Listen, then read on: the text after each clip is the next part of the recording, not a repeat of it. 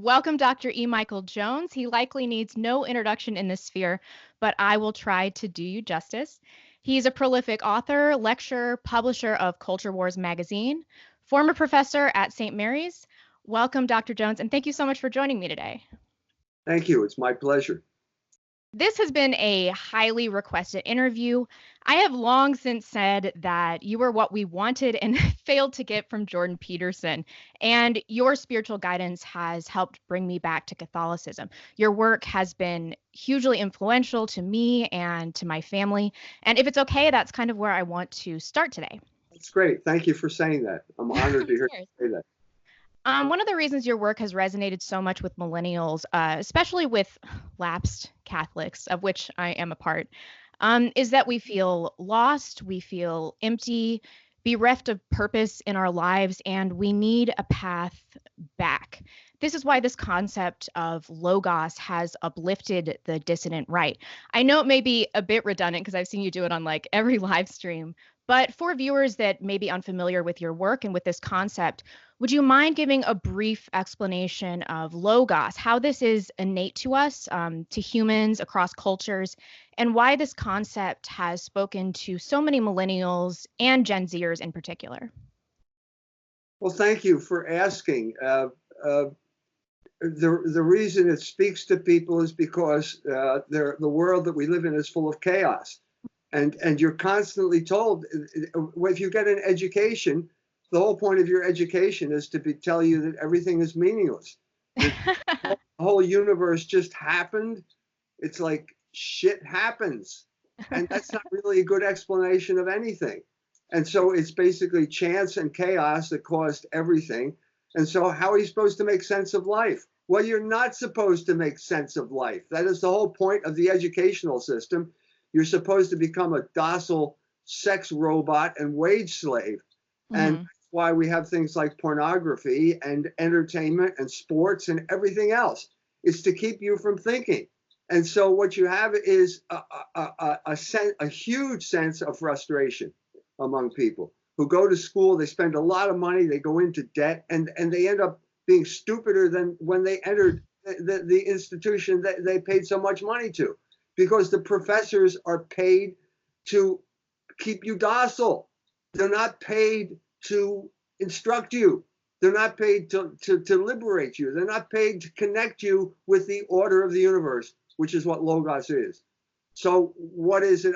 I studied Greek as an undergraduate, and I remember being struck when I went to the Greek English dictionary, and there is page after page of definitions of logos.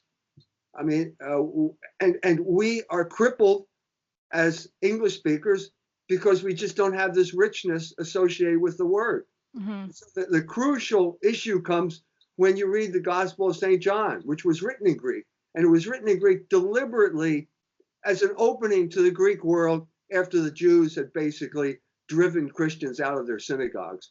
St. Paul could not talk to synagogues anymore. He had to talk to the Greeks. He went to the Areopagus and he gave a speech that bombed. Nobody liked his speech. They were, as soon as he mentioned this man rising from the dead, they all said, well, we'll talk about that some other time. No, I have to. And only 2 people followed him because he didn't give the right talk. And I think that St. John understood that, and he decided, I'm going to give the right talk. Because I'm going to begin the gospel by I'm going to write in Greek, and I'm going to address the Greek world, and I'm going to say, in the beginning, there was the Word. Well, what does that mean? We don't know what that means. I don't know what that means. But he said, in arche ein ha logos, which means in the beginning, there was logos. And suddenly I understood what it meant, because all of those pages in the Greek dictionary, that was all there at the beginning. It was all there, at least in potential, because to cut to the chase, the 3rd sentence at the beginning, because God is logos. That's what he said. And suddenly you had this whole new world opening up. First of all, St. John resolved the problem of Greek philosophy, which had been stalled for 400 years with Plato and Aristotle.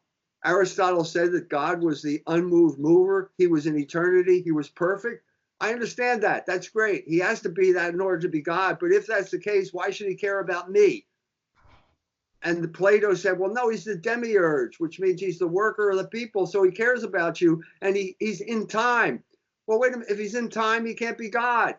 So you got a dilemma, and the dilemma, St. John resolved that dilemma and opened up a whole new avenue for human thought and logos in history. The logjam in Greek philosophy had been broken, and now Christianity was the vehicle of logos, and it is to this day. And so it's not just geometry. It is geometry, but it's not just geometry, because logos is God. In other words, logos is a force in history. It is the force propelling history forward, and you can access that force. And that's, I think, what resonates with the people that I'm talking to. It's not just this cranky old white guy saying, going to hell in a handbasket. The whole world is going to hell in a handbasket. And I am a cranky old white guy, but that's not the point here. The point here is that there is a plan, and you can access that plan, and you can have a successful life because you access that plan. That's the whole point. I think as millennials, we're resentful because we have been, we've experienced so much propaganda and media and film, and we're beginning to realize it. And instead of kind of expelling the resentment that we feel, we've internalized it. And I think that almost universally we've engaged in pretty degenerate behavior, maybe not as bad as your typical hippie boomer or anything like that, but we haven't been mouth hippie boomers. we have not been great as a generation, but we are coming to realize this. So I guess my next question to you would be, I think that guilt and shame and us dealing with that is going to be instrumental in bringing millennials and Gen Z back to faith.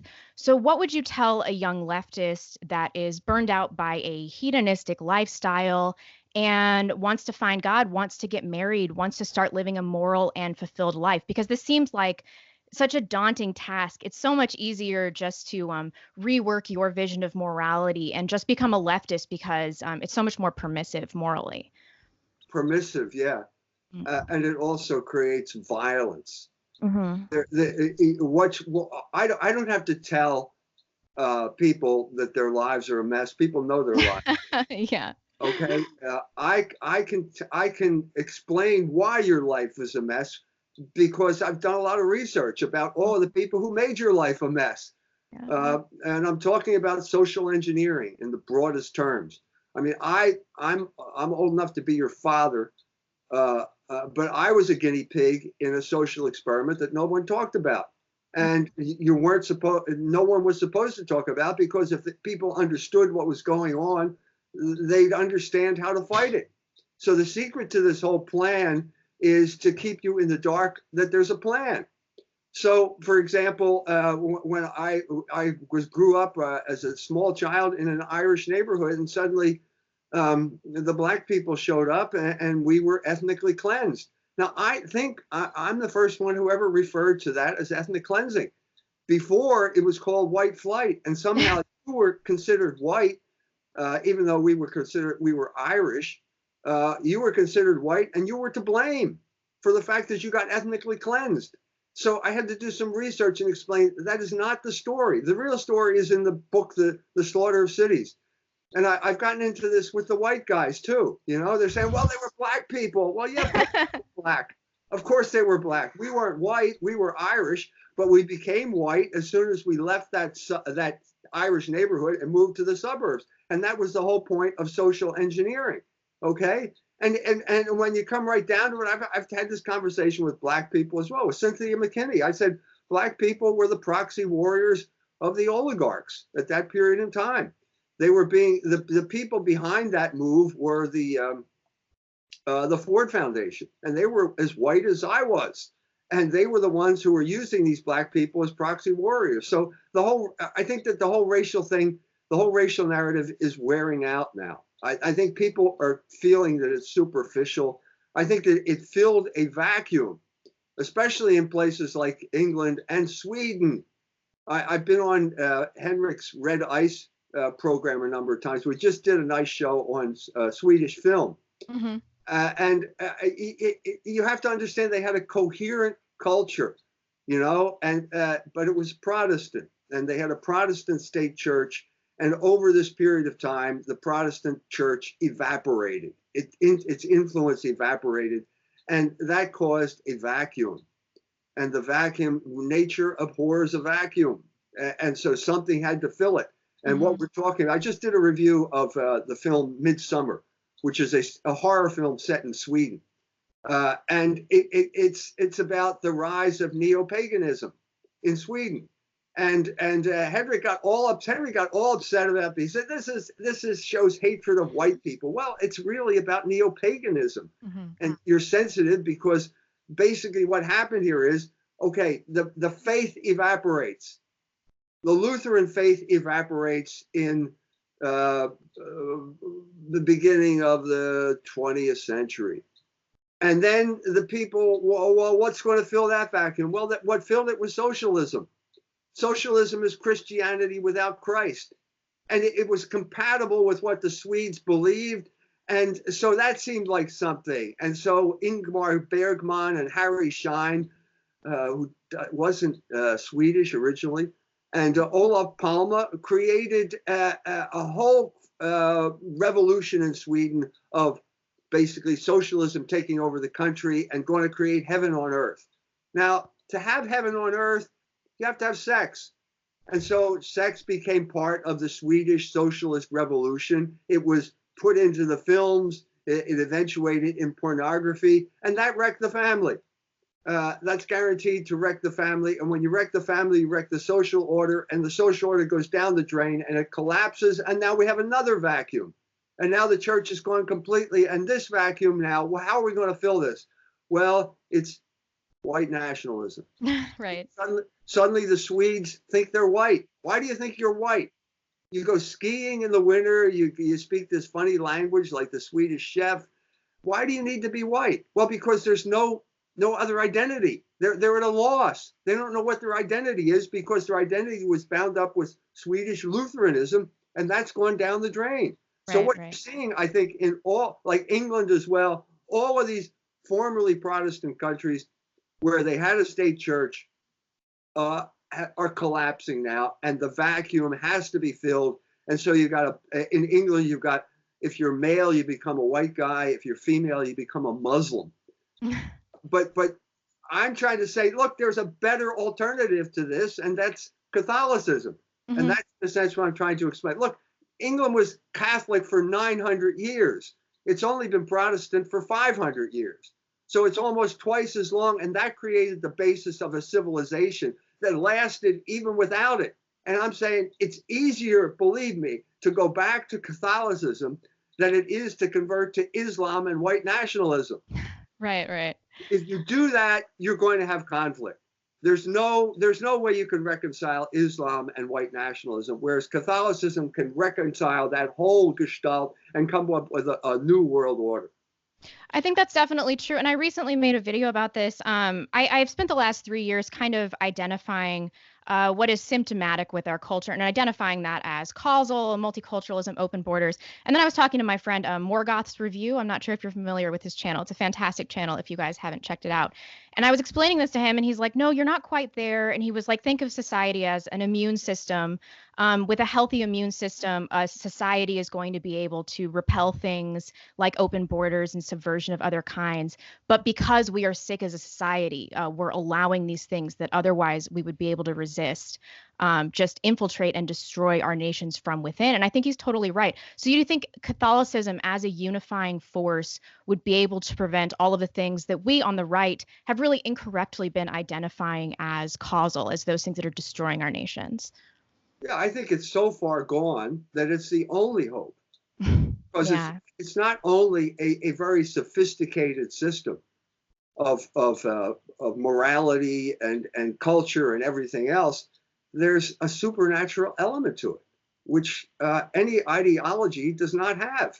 Right. And it was successful in creating Europe in the first place. Isn't that an achievement? Aren't we supposed to celebrate the fact that we're all Europeans? Well, what created Europe? I got into a lot of trouble with Richard Spencer, Oh, I remember. It said the only difference between Africa and Europe is 1,000 years of Catholicism. Well, he just blew up at that. He tweeted and tweeted and tweeted, but it's true. It's true. I mean, I've been to both. I've been to Poland. I was in Kenya in February. The difference between Musoma, the Diocese of Mbinga. I was in Tanzania a couple of years ago. The Diocese of Mbinga was founded in 1983. The Diocese of Würzburg, that has a partnership with the Diocese of Mbinga, was founded in 830. 830. Now imagine what would have happened if the Christianity evaporated in Europe in 860. And that's kind of what happened in Tanzania when Julius Nyerere said to the missionaries, "We don't need you anymore." Bad move, Julius. You do need these people, because what the Benedictines did in Germany was teach these people how to work. And the main problem that I've seen in Africa is the inability to mobilize African labor. That's the biggest problem that I've seen. And I'm trying to work with the Catholic Church in Kenya. I did an article in Culture Wars about Mutumba. Mutumba is the Swahili word for used clothing. Used clothing is wrecking the economy in East Africa because it prevents farmers from planting cotton, for example. Mm-hmm. And if you can't plant cotton, you don't have the basis of the economy, and you can't add value to your product. And so actually the legislators in East Africa realize this. They passed tariffs, which are essential to preserving, to creating a vibrant economy. And the United States, the Jewish rag pickers in New Jersey went to Secretary Mnuchin, and he threatened them with tariff, with punishment, sanctions, if they didn't lift their tariffs, and they backed down. They shouldn't have backed. The only country that didn't back down was Rwanda. So this is the type of, I'm trying to demystify this whole thing. There's not this mystical racial thing. It's Catholicism, and Catholicism basically teaches you how to work. And it creates a vibrant culture, and Europe is proof of that. And as soon as Europe moves away from Catholicism, they have trouble. Mm-hmm. And the Reformation is like the classic example of what I'm talking about. There's a lot of resistance to moving back to a Christian culture. I've been talking about it on my channel a lot. And in this last video I posted, I just got eviscerated in the comment section. So I want to talk to you a little bit about that. I'm going to read a comment, and I've gotten hundreds of some variation on this comment in my comment section on this video and other videos where I've talked about returning to Catholicism. I think falling back into superstition Christianity will actually be the right's downfall. As in the past, it was subverted and used against us. It will happen again.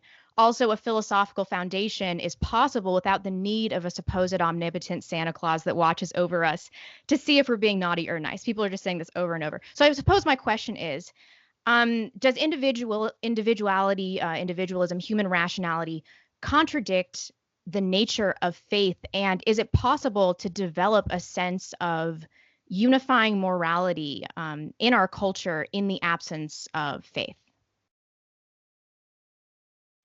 No. I expected as much. Okay, next question. What is this Santa Claus crap? I mean, I hear it all the time. The Sky Daddy. People are calling me a Christ cuck now. Yeah, it's these things. If it weren't for Catholicism, the Germans would still be chasing pigs through the forest. I've said this many times. It's true. There are so many fallacies in like that one. Where should we start here? Where should we begin to deal with these issues? I guess the issue of it being used to subvert the culture. That's probably where we should start. Look, first of all, as I said at the beginning, there is Logos. The Logos has been there from the beginning. There was the fall, and man is made stupid because of his sin, because of Adam's sin, and gradually struggling to come back to some type of understanding of it. It lasted for 400 years in Greece, one of the greatest achievements in human history. Okay, but they could only go so far. You can only go so far if you just stick to what you can know. First of all, you as an individual, how much can you know as an individual? You're going to know everything? No. Why do you think they have books? You need to read books by people who are smarter than you. And that's the way you get smart is by plunging into this discussion that has been going on for millennia now. So you need to know something, attach yourself to something superior. Well, this is true of mankind in general, because the superior thing was Jesus Christ coming down from heaven. And this is God, the Logos became incarnate. All that talk about God is now an existential question for the Jews who have to decide, is he the Messiah? Do we have to accept him on his terms? The answer is yes. Okay. If you want to develop, you have to accept this new era, which is basically that there is a revelation from God of something you could never figure out on your own. And the essence of that revelation is the Trinity. And from this point on, you either get that right or you get left behind by the movement of Logos in history. And the classic example that I've given in the book is Islam. Islam, again, was the Persians. I've spent a lot of time in Iran.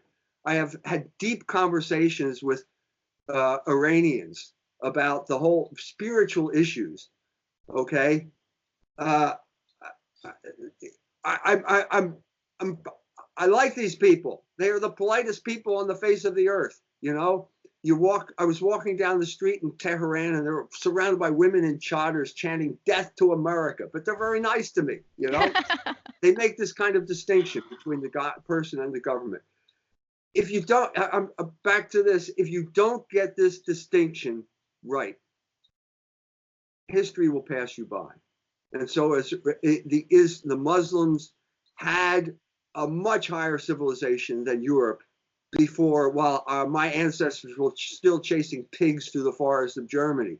But they couldn't get it right. First of all, there was a conflict between Arabia, which was a primitive culture, but the source of the Quran and the source of Islam, and Persia, which was a sophisticated culture, which had the misfortune of being conquered by Arabia, and this was imposed on them.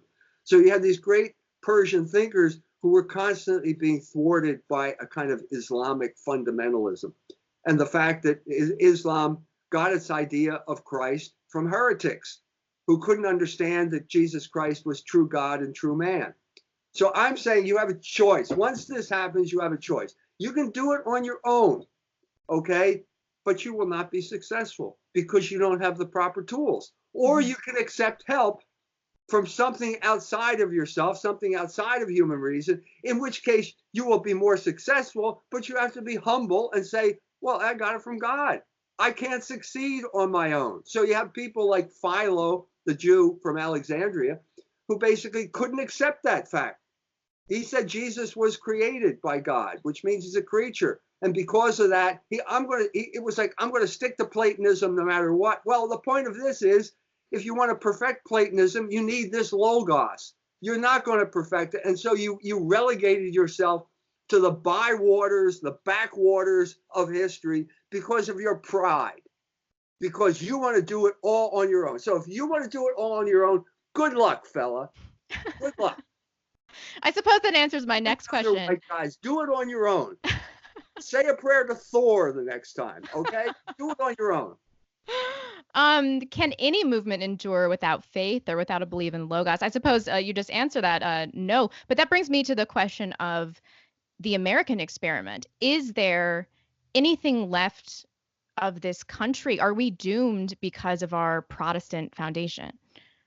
We are doomed. There is no question about it. Oof. First of all, I know you're happy to hear that. Why do I say that? Because all empires are doomed. No empire succeeds. You can go to Book of Daniel, and it's the story of all of those empires. Empires rise and they fall and they collapse. And the American empire is going to be no exception. The Roman Empire went through this thing. And what you saw with the Roman Empire, and here I'm talking about Vico, the great Giambattista Vico, who was the great Italian thinker from Naples, who basically saved philosophy from skepticism by introducing historical understanding. So the Roman Empire collapses, but something better rises up out of the ashes, and that is the Holy Roman Empire, which is basically the Catholic organization of those German principalities on the other side of the Alps. So why can't we hope for the same thing? We don't benefit.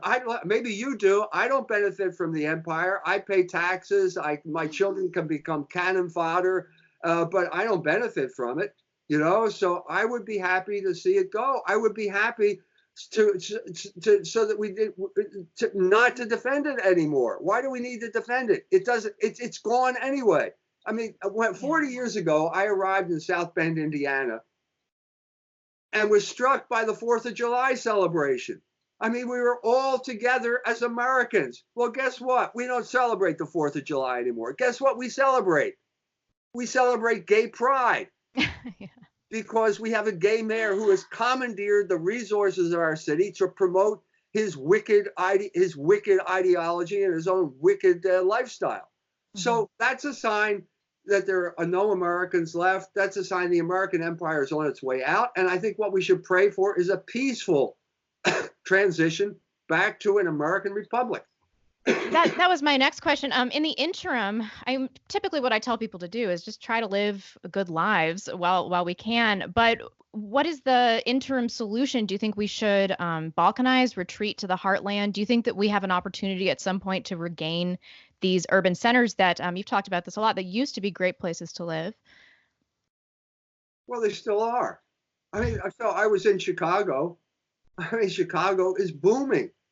Did the Catholic Church retreat from Chicago? No, it's still there. It's got an archbishop that, okay. He's the archbishop now. He'll be succeeded by another archbishop. It is there. It has survived the ethnic cleansing that was ruthlessly enforced in the southern part of Chicago. All of those ethnic neighborhoods destroyed by Black migration. It has survived that. So the answer is, did the Catholic Church get removed from Chicago? No, it's still there.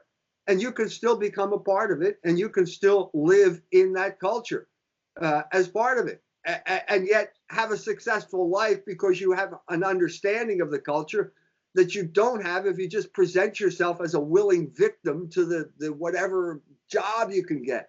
I mean, right. I'll give you, I've also written about this. My youngest son met his wife at the Cincinnati Ballet. They were both dancers at the Cincinnati Ballet. They got married. That was a huge difference, a huge statement on their part, because the standard operating procedure in the ballet world was transient, sterile relationships.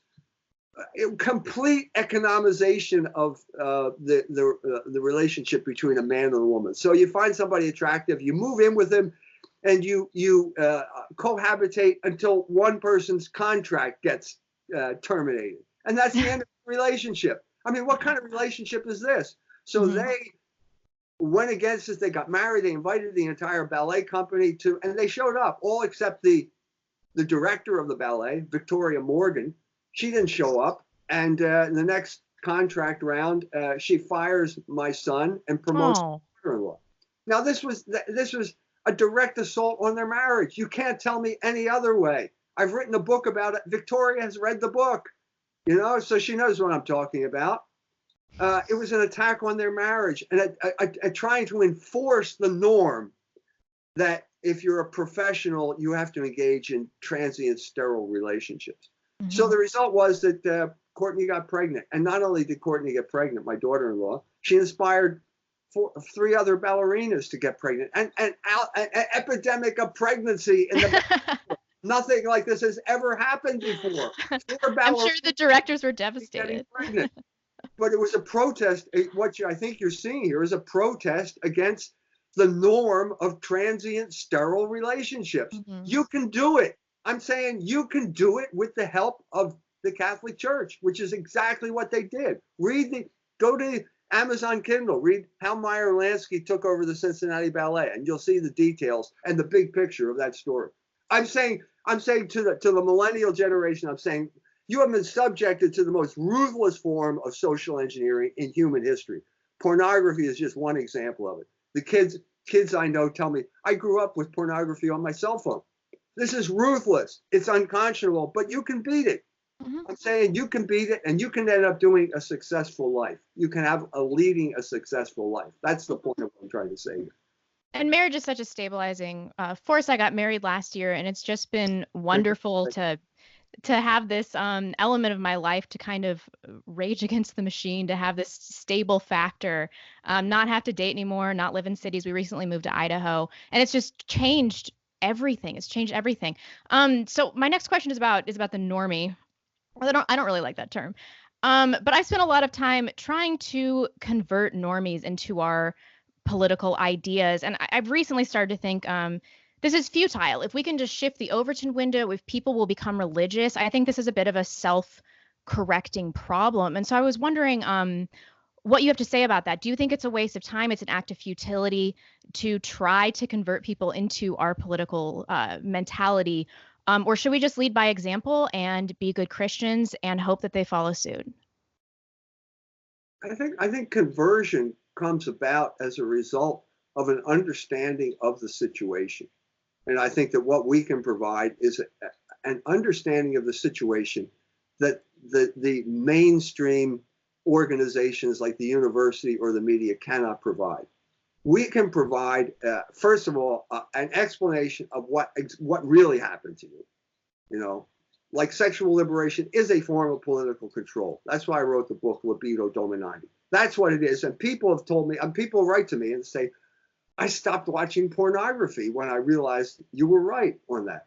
You know, so it's one thing. Look, this is a vicious habit, and it's tough to break vicious habits. But when you wake up and realize that what you thought was freedom is really control, then you're on your way to breaking that habit. And I think this is what we have to do. If you don't address people's situation, the exact situation they're in, why should they listen to you on anything else? Mm-hmm. You have to enter in this discussion. You have to have this discussion. You have to have a meeting of the minds. And then after that meeting of the minds, when finally say, yeah, I think you're right. Now what? Well, that's when you bring up, well, what else am I supposed to say? I wish I could say I am the guru that will solve all your problems and send me $10 and everything will be okay. Aren't you? No, I'm not. I'm not. And I'm not the guy. I would not want to have that burden placed upon me. I'm referring you to an institution that has been successful for 2,000 years, in spite of ups and downs, with all sorts of intelligent people who have dealt with all sorts of sophisticated issues. And it's in your neighborhood. You don't have to go somewhere. It's right there in your neighborhood, and you can check it out. That's all I'm saying. It's simple. I understand the resistance of people still in this mainstream culture to our ideas because it is in many ways it's a more difficult life. I mean, I've read just horrible hit pieces written about you, written about me. They slander us all the time. I've lost friends and family. I'm sure you have as well. Being public with our opinions, it has grave personal consequences. And if I'm being totally honest, it has had a serious impact on my well-being. I don't think I handle it as well as many people on the right. So I'd imagine your faith has been central to your ability to endure. But do you have any suggestions for people in similar situations, even people that have been alienated in social groups or at work, for speaking plain truths, about how to deal with the repercussions of being slandered and of being ostracized? Well, you're supposed to rejoice when people slander you. Oh, it's so hard though. It's in the gospel. So I just had some guy works for Camera, which is a Jewish operation, and he just wrote this article. He just did everything he could to make me sound like the worst person on the face of the earth. But unfortunately, he had to tell the truth to some extent. And to the extent he told the truth about what I actually say, he refuted his own argument. But if you're talking about standing up for something, there's no alternative to standing up and taking a beating for what you believe. There's no way around it. I mean, Jesus said that. You know, he said to rejoice when people slander you. All of those people that thought they were going to have an easy way into the kingdom all died a martyr's death, because they had to say,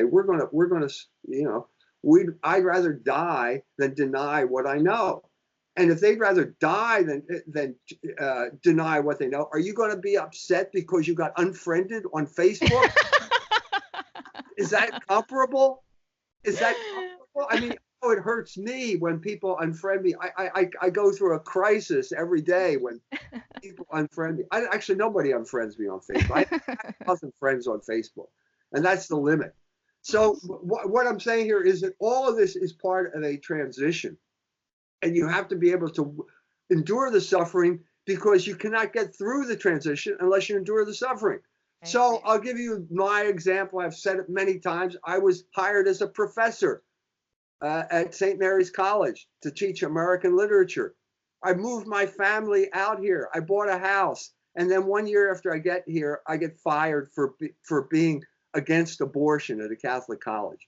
Now, what followed was 9 months of ostracism, like going into the cafeteria, and people would move away from you because they thought that what you had was contagious. That if they sat next to you, they might get fired. You know what I mean? So that wasn't pleasant, but I had to go through it. Mm-hmm. I asked my wife and I will be married at 50 years. Congratulations. Thank you. 50 years, long time. And we were driving back to Philadelphia, and I said to her, if you knew that I was going to get fired when we moved out here, would you have moved out here? And she said, no, of course not. And I this is why God keeps this secret from you, because the only way I can get to where I could get to where I am now is by going through that suffering. I had to get fired.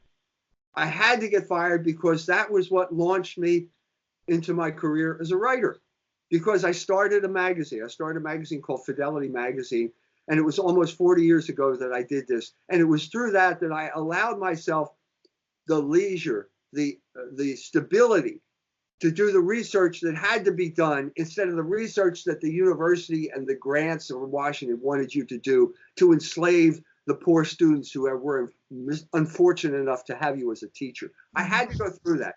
And I'm saying, you're no different. You're no different. You've got to go through something. You've got to go through something to get where you need to be. And generally it's unpleasant, but God understands that, and God has a way of taking evil and turning it into good. That's what the story of Joseph in the Bible is about. Joseph got sold into slavery, but he was in Egypt, and it was only because he was there in charge of the granaries that the Israelites didn't starve to death. That was all part of God's plan, and that getting fired from St. Mary's was part of God's plan for me. And if I could understand every evil act, I'd be God. I can't understand every evil act, but I can understand some evil acts, and I can understand how good triumphed over evil in my own life in the limited way that I know.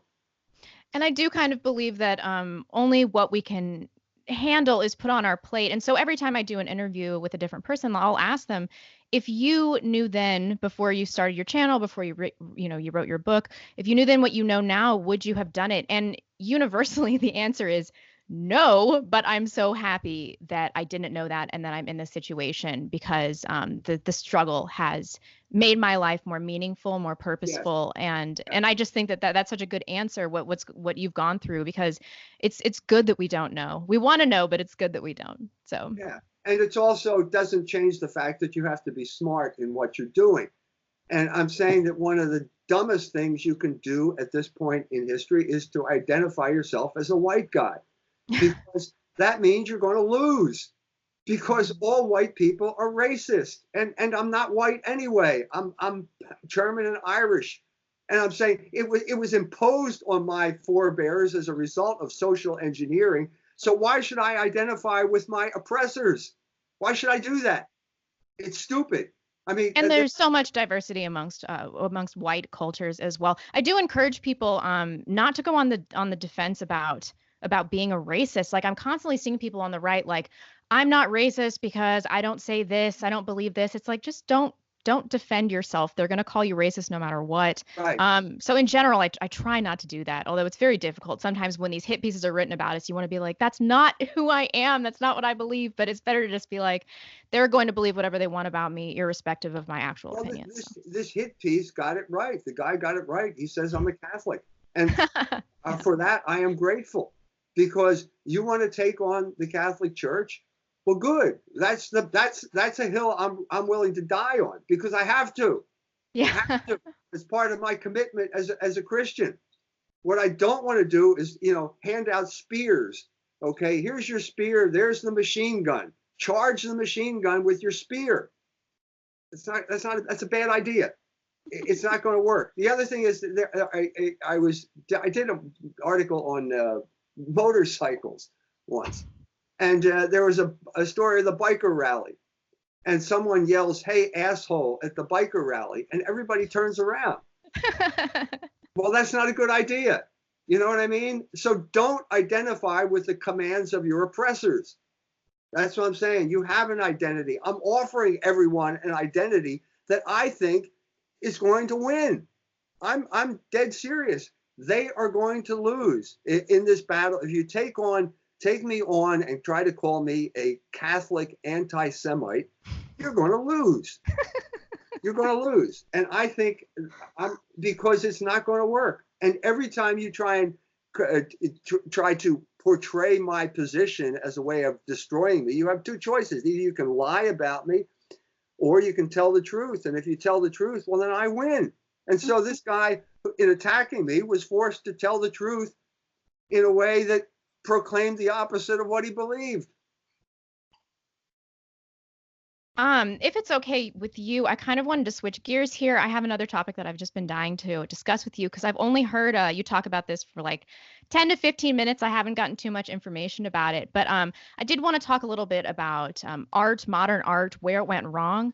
I was at the MoMA earlier this year in New York City, and it has like one floor of beautiful art, post-impressionism, expressionism, Van Gogh's Starry Night is there, and then every other floor it's like Pollock, Rothko, Duchamp. It's just a travesty. It's like the worst modern art.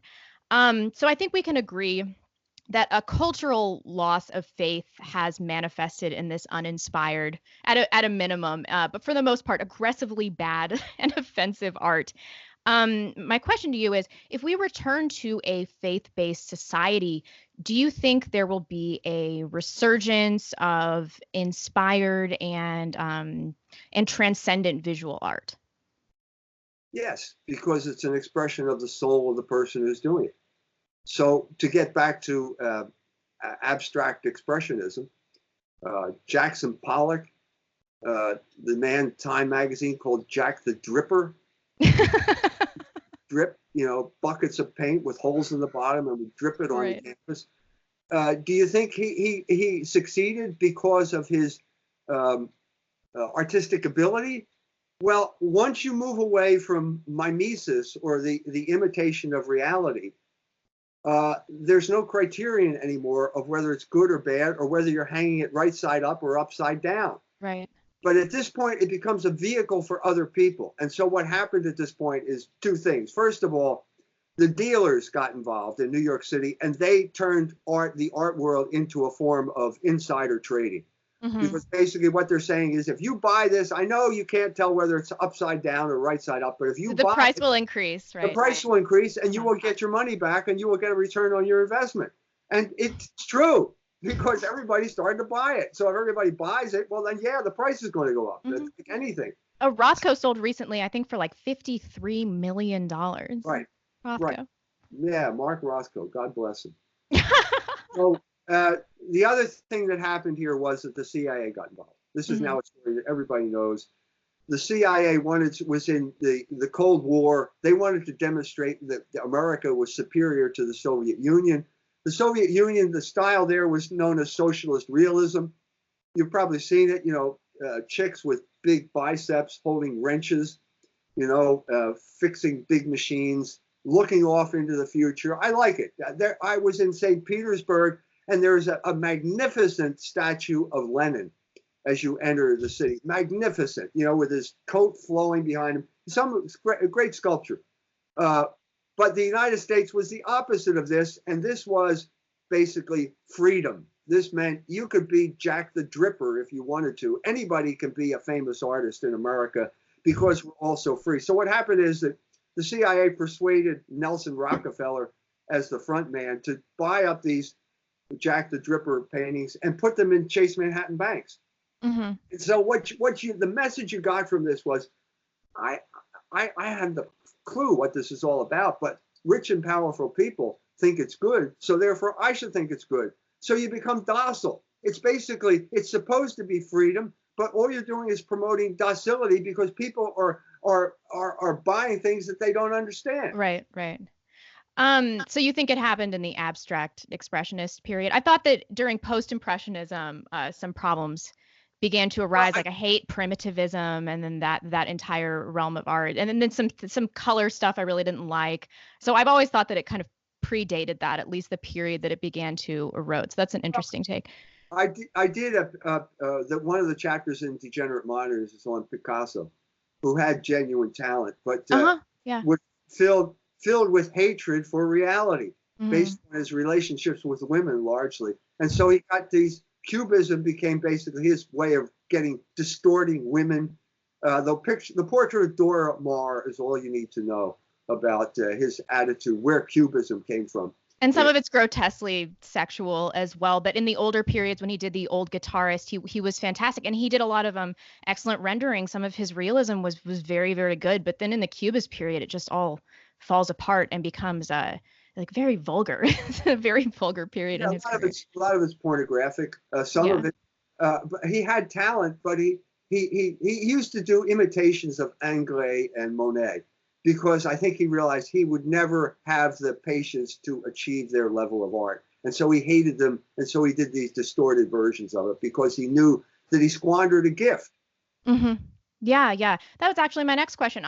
How important do you think an artist's skill is in creating a truly great piece of art? I heard you say something about hyperrealism once, that it's not truly art just because it captures things as they are. You said if you're looking out a window and you capture something just as it is that really art? But I've seen some hyperrealism paintings that are just amazing. And what if the scene that you're looking at is something truly meaningful? A lot of the Impressionists captured kind of mundane family scenes and things like that. And I think some great works came out of that era. So I just wanted to see, in terms of hyperrealism and an artist's skill, what is and is not art to you?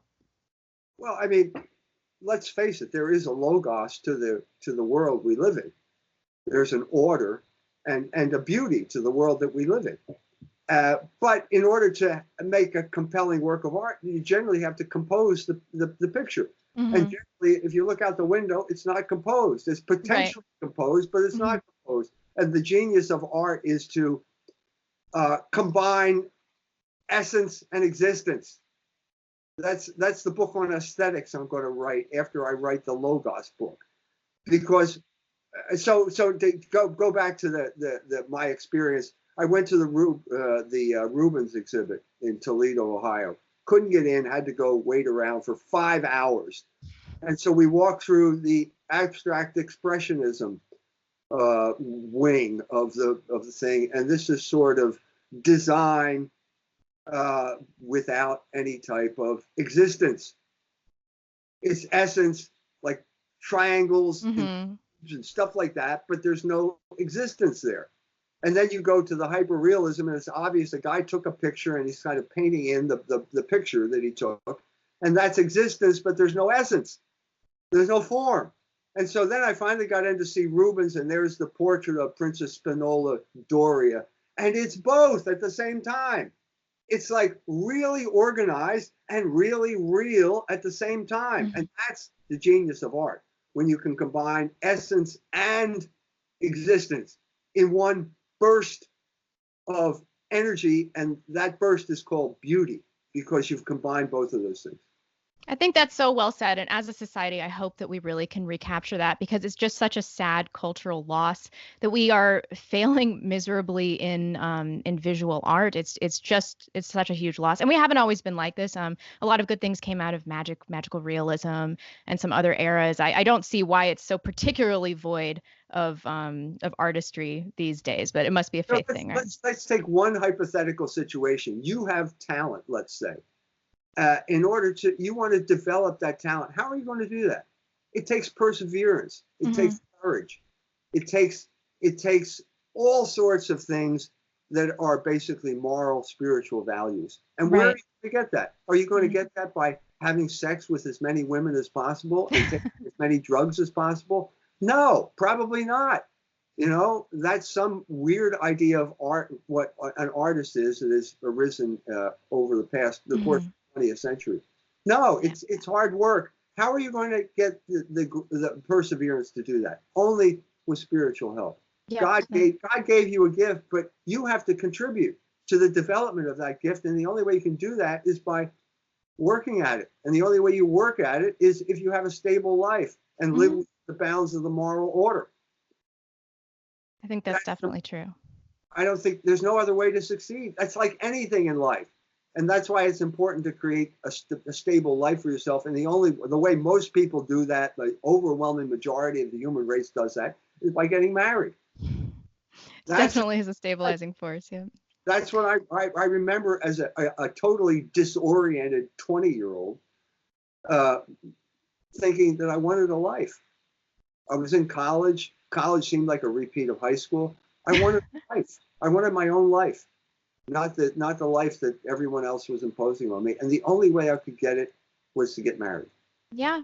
Yeah, I agree. I wish people would do it younger. And everybody says, I need to have X, Y, and Z done in my life before I get married. And I kind of engage in some of that too. But I'm like, when 15 and 20-year-olds say that to me now, I'm like, no, you don't. Just do it with your partner. But being married, it's not going to preclude you from achievement. I hate that as a society, we kind of have this mentality. Like once you get married, your personal development stops. It's like, that's not how it works. You just grow with another person. Right. The only when I wanted to go to Europe, the only reason I ended up in Europe is because I was married and had a child and couldn't find a job here, and I found a job in Europe. So I got to do what I really wanted to do. Yeah. But it was only the marriage and the pressure to support a family that got me to do what I wanted to do. It was the same thing with starting the magazine. I had pressure. I had to support a family. And so I ended up doing what I really wanted to do because it was necessary to support a family. Yeah, it's the comfort of having a job and being tenured and everything that probably would have precluded you from so much personal and spiritual growth, and then everything that you've given to all of us as well. So we have about 10 minutes left. My brother and my mom are huge fans. They're so thrilled I'm doing this interview. So of course they sent in a few questions. So I was just wondering if I could ask a few of those. Sure, you can. So my brother wanted to know if God is turtles all the way down. He's surely referring to this conundrum of infinite regress. I've heard you say many times that it's preposterous to believe that the universe, which is something, is created from nothing. And I completely agree with this, but I can't seem to wrap my mind around the concept of an eternal universe. I don't want to misrepresent his question, but I'm pretty sure that's what he meant by it. Yeah, this was the conundrum that faced Averroes. He was a student of Aristotle. Aristotle said the world was eternal. The Quran said it was created in time because the Quran got it from Genesis.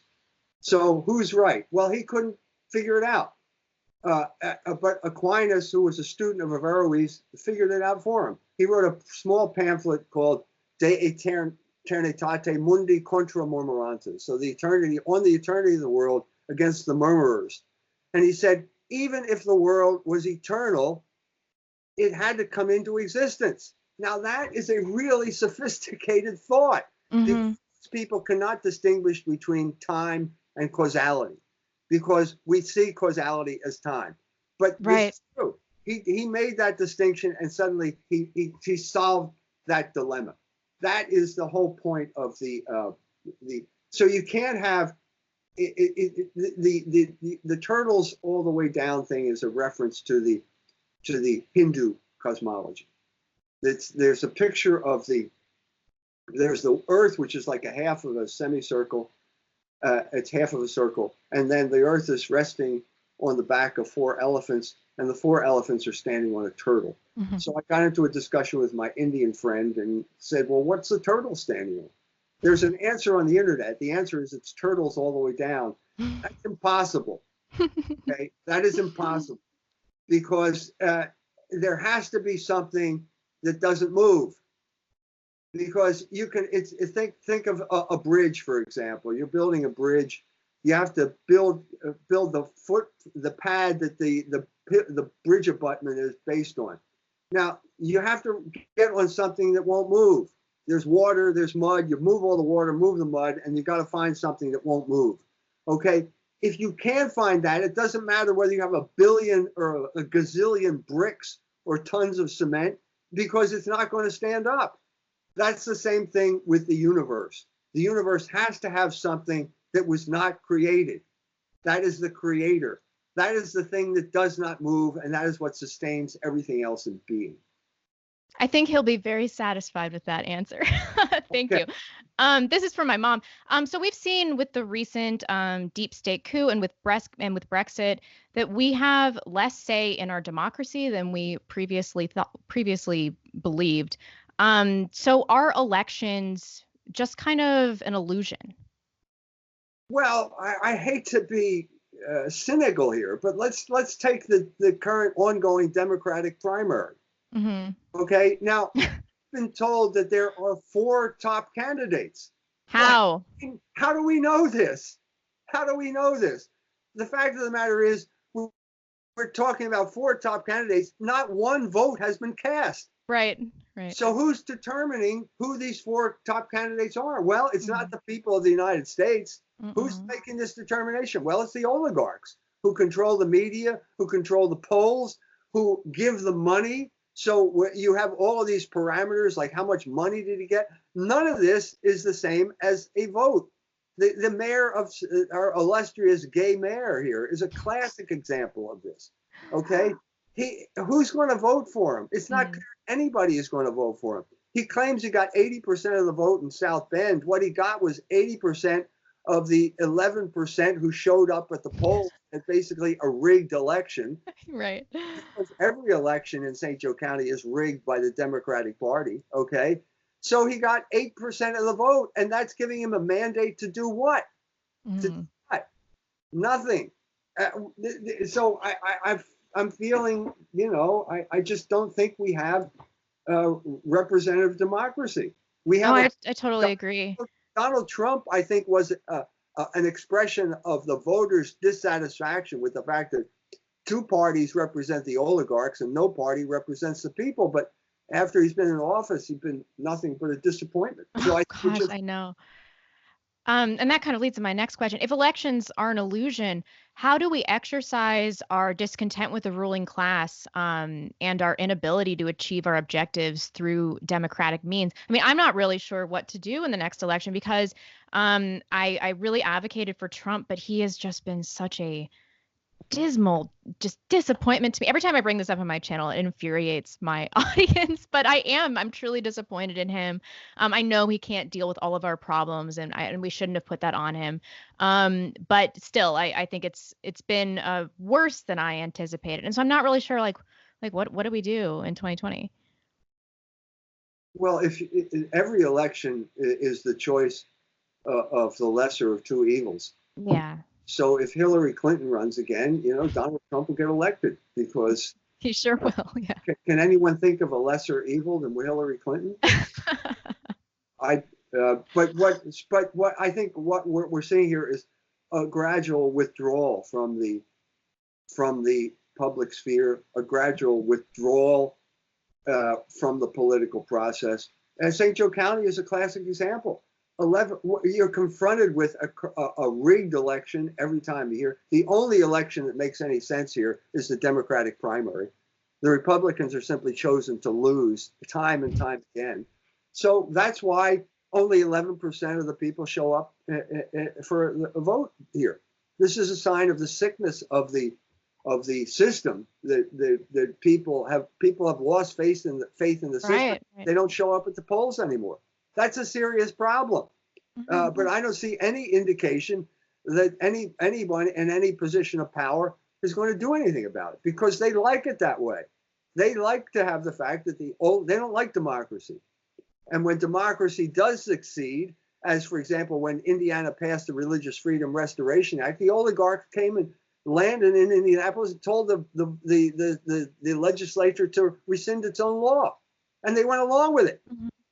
Right. I know you said you're cynical, but I think your message of what comes after this, what might turn out to be better, I think that that's a very hopeful message. And so I hope that we can keep that in mind. I mean, everybody talks about the black pill all the time, about how we're in the middle of civilizational collapse, and we truly are. But you know, what comes next, we could build it, and it could be better. And so I hope that we can all keep that in mind, right? I have one more question. I think I'll end on a lighter note since we've had some heavy subject matter today. I think everybody is wondering, what are your favorite films and records? What's a record? Albums. My favorite film. I'll recommend a film. In doing the research on, I did a review of Midsummer, which is the Swedish horror film. And it's a remake of The Wicker Man. The Wicker Man is a brilliant movie. It's a brilliant movie about the whole rise of neo-paganism in formerly Protestant countries. It came out in 1975, I believe. And it's stunning in its insight. It's just a brilliant movie. So I recommend The Wicker Man. Okay. In terms of music, I about 20 years ago, I decided I didn't want to listen to music anymore. I wanted to play music. And so I spent 16 years playing Irish music at the local pub here in town. Oh, we found your neocon song and we thoroughly enjoyed it. But I'm glad you like that because that was the type of song I was writing up until the time we got the gay mayor, and then some atmosphere changed here. Yeah. But I was determined at that point that I was going to, even if it's doing it badly, I wanted to do it myself, you know, right. Because singing is expressing emotion, and that's what it's all about, emotion. So why would you pay someone to feel your emotions for you? I mean, I'm obviously you can listen to music as well. And I had listened after I came back from Germany. I was in a rock band in Germany in the 70s. And I came back and I just listened to classical music for 20 years. And I just thought, I want to play music again. So it's probably not a good answer to your question, but no, it's a great answer. Yeah. In classical music, I think that's something that's kind of being lost in my generation as well. Like I hardly know anybody that listens to it for pleasure or goes to the symphony. And that's something that we can all engage in that really binds us to our Western heritage. So it's a great emotional experience. I don't want to deny anybody that, but I wanted my own emotional experiences. No, I think that's a fantastic answer. So those are all the questions that I have. Thank you so much for joining me today, Dr. Jones. It's been a pleasure and an honor to speak with you. If you would like to give my audience a little update on your upcoming book that I know you're working on and other works, where to find you, that would be fantastic. Yes, we have a brand new website, much easier to negotiate. Go to culturewars.com. All of my books are available. And you can also go to see the magazine, Culture Wars magazine, and you can sign up and you will know when the book comes out, the Logos book. I see the light at the end of the tunnel here. I think it'll be great. Before the end of the year. Before the end of the year. Fantastic. Well, thank you again, and hopefully I will speak with you soon. My pleasure. Great talking to you.